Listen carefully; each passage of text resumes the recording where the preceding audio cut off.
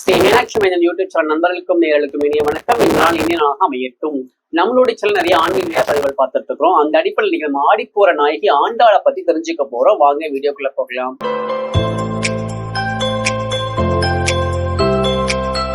அஞ்சு முகம் தோன்றில் ஆறுமுகம் தோன்றும் வெஞ்சவன் நெஞ்சில் வெயில் தோன்றும் நெஞ்சில் ஒருகால் நினைக்க இருகாலும் தோன்றும் முருகாசனம் கந்தாசனமின் ஓதூர் முன் திருச்சிற்றம்பலம் தெல்லையம்பலம். 12 ஆழ்வார்கள்ல ஒரே ஒரு பெண்ணாளர் வந்து ஆண்டாள் நாச்சியார் தான். அவங்களோட இயற்பெயர் வந்து கோதை நாச்சியார். இவங்க பிறந்த ஊர் ஸ்ரீவில்லிபுத்தூர். இவங்க ஸ்ரீவில்லிபுத்தூர்ல எப்படி பிறந்தாங்க, இவங்களுடைய சிறப்புகள் என்னன்னு தெரிஞ்சுக்க போறோம். ஸ்ரீவில்லிபுத்தூர்ல விஷ்ணு சித்தர் அப்படின்னு சொல்லக்கூடிய பெரியாளோட இயற்பெயர் வந்து விஷ்ணு சித்தர். அவர் வந்து வாழ்ந்துட்டு இருக்காரு. அவர் என்ன பண்ணாருன்னா, அங்க இருக்கக்கூடிய பெரிய பெருமாள் அப்படின்னு சொல்லக்கூடிய வடபத்திர சைன பெருமாளுக்கு மலர் கைங்கரியம் செஞ்சுட்டு இருக்காரு. அங்க இருக்கக்கூடிய நந்தவனங்கள் இருக்கக்கூடிய மலர்களை பறித்து மாலையாக தொடுத்து அந்த பெருமாளுக்கு சாத்துறதான் தான் வாழ்நாள் பாக்கியமாக கருதி அந்த வேலை செஞ்சுட்டு இருக்காரு. அப்படி ஒரு நாள் செஞ்சுட்டு இருக்கும் போது அதே நந்தவனத்துல துளசி மாடத்துக்கு அடியில ஒரு பெண் குழந்தைய வந்து கண்டெடுக்காரு. அந்த பெண் குழந்தைய பாத்தீங்கன்னா அவ்வளோ தேஜஸோடு அவ்வளோ அழகா அதிஸ்வரூபமா அந்த பெண் குழந்தை இருக்குது. அந்த பெண் குழந்தை பூமாதேவி அம்சமாக பிறந்தனால அந்த பெண் குழந்தைக்கு ஸ்ரீ கோதை நாச்சியார் அப்படின்னு பெயர் வச்சு அந்த குழந்தைய வளர்த்துட்டு இருக்காரு. பெரியாழ்வாருக்கு கல்யாணம் ஆகல. அதனால இந்த குழந்தைய வந்து தான் சொந்த குழந்தை மாதிரி வளர்ப்பு பிள்ளையின் தாண்டி தான் பெற்ற மகளை போல இந்த குழந்தைய வந்து வளர்த்துட்டு இருக்காரு. வளர்த்துட்டு போது இந்த குழந்தைக்கு வந்து தினந்தோறும் கண்ணனின் லீலைகளை பத்தி பல கதைகள் சொல்றாரு. கண்ணபிரான் என்னெல்லாம் சேட்டை செய்வாரு, அவர் என்னெல்லாம் பண்ணுவாரு, கோபியர்களோட இப்படி எல்லாம் விளையாடுவாரு, அவருடைய மாய லீலைகள்லாம் என்ன, அவர் யாருக்கெல்லாம் மோட்சம் கொடுத்தாரு அப்படின்னு சொல்லிட்டு கண்ணபிரானோட அத்தனை லீலைகளையும் சொல்லி சொல்லி சொல்லி அந்த கோதை நாச்சியாரை வளர்த்துட்டு இருக்காரு. வளர்த்துட்டு இருக்கும்போது கோதை நாச்சியார் நல்லா வளர்ந்துட்டு இருக்காங்க. ஒரு நாள் வந்து இவர் மலர் மாலை தொடுத்து அந்த மலர் மாலையை வச்சுட்டு குளிக்க போறாரு. அந்த மலர் மாலையை எடுத்து ஆண்டாள் நாச்சியார் கோதை நாச்சியார் வந்து தன் கழுத்துல போட்டு அழகு பார்த்து நிலை கண்ணாடி முன்னாடி அழகு பாக்குறாங்க.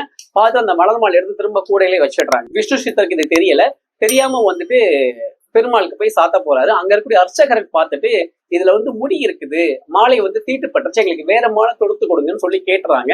இவருக்கு வந்து பயங்கர கோபம். தன்னுடைய வாழ்நாள் முழுமைக்கும் தான் செய்த கைங்கரியத்துல இப்படி ஒரு சம்பவம் நடக்கவே இல்லை, இது எப்படி நடந்ததுன்னு சொல்லிட்டு வீட்டுக்கு வந்து கோதை நாச்சியார் அதட்டி கேட்கும் போது கோதை நாச்சியார் உண்மையை சொல்லிடுறாங்க.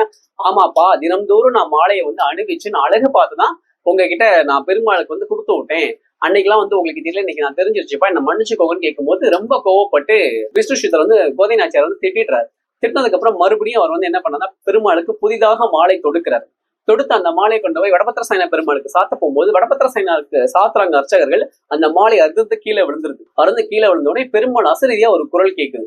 அசரீதியா பெருமாளே சொல்றாரு, எனக்கு கோதை சூடி கலந்த மாலை தான் வேண்டும், இந்த மாலை எனக்கு வேண்டாம் அப்படின்னு சொல்லிடுறாரு. அதற்கப்புறமாக தினந்தோறும் கோதை நாச்சியார் சூடி கலந்த மாலை தான் பெருமாள் சாத்திக்கிறாரு. அதற்காகவே கோதை நாச்சியாரோட இயற்பெயர் வந்து சூடி கலைந்த சுடர்கொடியால் அப்படின்னு ஒரு பெயர் உண்டு. சூடி கொடுத்த சுடர்கொடியால் அப்படின்ற ஒரு பெயர் உண்டு. இந்த பெயருக்கு வந்து மிகப்பெரிய சிறப்பு காரணங்கள்லாம் உண்டு. ஏன்னா ஆண்டாள் வந்து தமிழ் பூமாலை மட்டும் கொடுக்கல, பாமாலை கொடுத்து பெருமாள் வந்து வழிபடுறாங்க. இன்னைக்கும் வந்து பாத்தீங்கன்னா பல பெருமாள் கோயில் உற்சவங்கள்ல ஆண்டாள் சூடி கலந்த மாலை, வஸ்திரங்கள், அந்த மங்கள பொருட்கள் இல்லாம எந்த பெருமாளும் உற்சவம் பண்றதுக்கு வரமாட்டாங்க. நம்ம மதுரை அழகர் ஆட்சியில் இறங்கும் போது ஆட்சியில் இருக்கக்கூடிய அந்த திருவிழாவாக இருக்கட்டும், திருப்பதியில நடக்கக்கூடிய உற்சவங்களா இருக்கட்டும், ஸ்ரீரங்கத்தில் நடக்கக்கூடிய உற்சவங்களா இருக்கட்டும், 108 திவ்ய தேசங்கள் இருக்கக்கூடிய அத்தனை பெருமாளும் ஸ்ரீவில்லிபுத்தூர் ஆண்டாள் நாச்சியார் சூடி கலந்த மாலை இல்லாமல் உற்சவம் பண்றதுக்கு வரமாட்டாங்க. இது ஆண்டாளுக்கு மிகப்பெரிய சிறப்பு. சரிங்களா? இதற்கப்புறமாக நாளொரு மீடியும் பொழுதொரு வண்ணமா கோதை நாச்சியார் வளர்ந்து வந்துட்டு இருக்காங்க. கோதை நாச்சியார் வந்து பருவ பொண்ணா ஆயிடுறாங்க. அப்ப அவங்களுக்கு கல்யாணம் பண்ணி வைக்கணும் ஒரு பெரிய கடமை வந்து பெரியாழ்வாருக்கு வந்துருது. அதுக்கு வந்து மாப்பிள்ளை எல்லாம் பார்க்கணும், உனக்கு என்ன மாதிரி மாப்பிள்ளை வேணும்னு கோதை நாச்சியார் கிட்ட வந்து பெரியாழ்வார் கேட்கும்போது கோதை நாச்சியார் சொல்றாங்க, எனக்கு கண்ணனைத்தான் நான் கணவனாக அடைவேன், எனக்கு கண்ணன் தான் வேணும்னு கேட்கிறாங்க. பெரியாழ்வாருக்கு பயங்கர அதிர்ச்சி. கண்ணன் வந்து கடவுள், நம்மளாம் சாதாரண மனுஷங்க, நம்ம வந்து அவரை போய் அடைய முடியாது, நம்ம வந்து பக்தி ரீதியா மட்டுமே அவரை அடைய முடியும் தவிர நேரடியாக அவரை போய் அடைய முடியாதுன்னு சொல்லும்போது, இல்ல நான் கண்ணனைத்தான் கல்யாணம் பண்ணுவேன்னு சொல்லிட்டு மார்கழி 30 நாளும் கண்ணனை நினைச்சு நோன்பு இருக்காங்க. திருப்பாவை பாடுறாங்க. அது பாடி முடிச்சு அந்த அந்த மார்கழி நோன்புல வந்து பெருமாள் மனமிறங்கி பெருமாள் வந்து ஆண்டாள் நாச்சியார் ஸ்ரீரங்கத்துல கல்யாணம் முடிச்சுக்கிறார். கல்யாணம் முடிச்ச உடனே பாத்தீங்கன்னா வந்துட்டு பெரியாழ்வாருக்கு பெரிய வருத்தம். என் பிள்ளைய வந்து செல்லமா நான் வளர்த்தேனே, இப்ப வந்து நான் பெருமாள்கிட்ட கொடுத்தேன், எனக்கு யாருமே இல்லாம இருக்கும்போது பெருமாள் சொல்றாராம், நீங்க வந்து எப்போ எங்க கூட இருக்கலாம்னு சொல்லிட்டு பெரியாழ்வாரை கூட்டிட்டு போயிடுறாரு. இது வந்து தனி சிறப்பு. இதுக்கப்புறமா பாத்தீங்கன்னா வந்து ஆண்டாள் நாச்சியாருடைய சிறப்பு இதுதான். 12 ஆழ்வார்கள் ஒரே ஒரு பெண் ஆழ்வார். அவங்க 30 திருப்பாவை வந்து 30 பாடல்கள் பாடுறாங்க. அது போக நாச்சியார் திருமொழின்னு சொல்லிட்டு ஒரு 1000க்கும் மேற்பட்ட பாடல்கள் பாடுறாங்க. இந்த ஆண்டாள் நாச்சியார் பிறந்த ஊர் ஸ்ரீவில்லிபுத்தூர் அப்படின்றதுனால அவங்க பிறந்த நட்சத்திரம் திருவாடிப்பூரம், ஆடிப்பூர நட்சத்திரம், பூர நட்சத்திரம் அவங்க பிறக்கிறாங்க. ஆடிப்பூர நட்சத்திரம். இந்த பூர நட்சத்திரம் ஒரு சிறப்பு என்னன்னு கேட்டீங்கன்னா வந்துட்டு மகாலட்சுமி அம்சமாக ஆண்டாள் நாச்சியார் பிறந்தனால அந்த நட்சத்திரத்துக்கு வந்து பெண் குழந்தைகள் பிறந்தா ரொம்ப விசேஷம் அப்படின்னு ஒரு நம்பிக்கையும் உண்டு. இந்த பூர நட்சத்திரத்தை அன்னைக்கு ஆண்டாள் கோவில்ல அதற்கு முன்னதாக 10 நாள் உற்சவம், கொடியேறி உற்சவம் நடக்கும். அந்த 10ஆம் நாள் திருவிழாவாக தேரோட்டம் நடக்கும். தமிழ்நாட்டிலே 2வது மிகப்பெரிய திருத்தேர் வந்து ஆண்டாள் கோவில் தேர் தான். முதல் தேர் வந்து திருவாரூர் தேர், இந்த தேர் வந்து 2வது பெரிய திருத்தேர். இந்த தேர்ல வந்து பெருமாளும் ரெங்கமன்னாரும் ஒரு சேர காட்சி கொடுத்து 4 ரத வீதிகளையும் வலம் வருவாங்க. இதான் இந்த திருவிழாவுடைய உச்சபட்ச நிகழ்ச்சி. இதை பாக்குறதுக்கு ஸ்ரீவில்லிபுத்தூர்ல சுத்தி இருக்கிற தென் மாவட்ட மக்கள் எல்லாம் வந்திருப்பாங்க. அந்த மக்கள் வெள்ளத்துல அந்த தேர் ஆடி வரும்போது பாக்குறதுக்கே கண்கொள்ளா காட்சியா இருக்கும். இதுதான் வந்து இந்த ஆண்டாளோட மிகப்பெரிய சிறப்பு. இந்த ஆண்டாள் வந்து பாத்தீங்கன்னா வந்துட்டு மகாலட்சுமி சுரூபமாக தான் மக்களுக்கு கேட்டதெல்லாம் வாரி வாரி வழங்கிட்டு இருக்காங்க ஸ்ரீவில்லிபுத்தூர்ல. நீங்க உள்ள கர்ப்பகிரகத்துல பாத்தீங்கன்னா ஆண்டாள் நாச்சியார், ரெங்கமன்னர், அவருக்கு பக்கத்துல கருடாழ்வார், பெரியாழ்வார் தான் கருடாழ்வாரா பிறந்துப்பார்.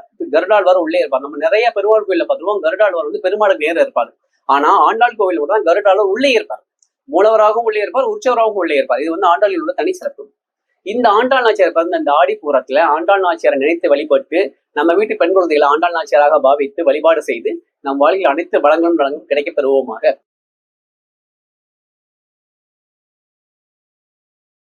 மீனாட்சி இந்த யூடியூப் சேனல் சப்ஸ்கிரைப் பண்ணிக்கோங்க, லைக் பண்ணுங்க, கமெண்ட் பண்ணுங்க, ஷேர் பண்ணுங்க, மறக்காம பக்கத்துடைய பெல் ஐக்கனை கிளிக் பண்ணிக்கோங்க. திருவாடி பூரத்தான் செங்குதித்தாள் வாழியவை, திருப்பாவை 30 செப்பினால் வாழியவே, பெரியாழ்வார் பெற்றெடுத்த பெண்பிள்ளை வாழியவே, பெரும்பூதூர் மாமணிக்கு முன்னாள் வாழியவே, 140 ஊர் முன்னிரண்டும் முன்னுரைத்தாள் வாழியவே, உயரங்கர் கண்ணி உகந்தளித்தாள் வாழியவே, மறுவாறு திருமல்லி மாநாடி வாழியவே, வளர்ப்புதுவை நகர்கோதி மகர்கண்ணி வாழியவே வாழியவே. திருச்சிற்றம்பலம், தில்லையம்பலம். வான்மிகில் வளாதி பெய்க மலிவலின் சுரக்க மன்னன், கோன்முறை அரசு செய்க குறைவிலாதீர்கள் வாழ்க, நான்மறை அறங்கள் ஓங்க நற்றவம் வேள்வி வல்க, மேன்மைகள் செய்வனதி விளங்குக உலகமெல்லாம்.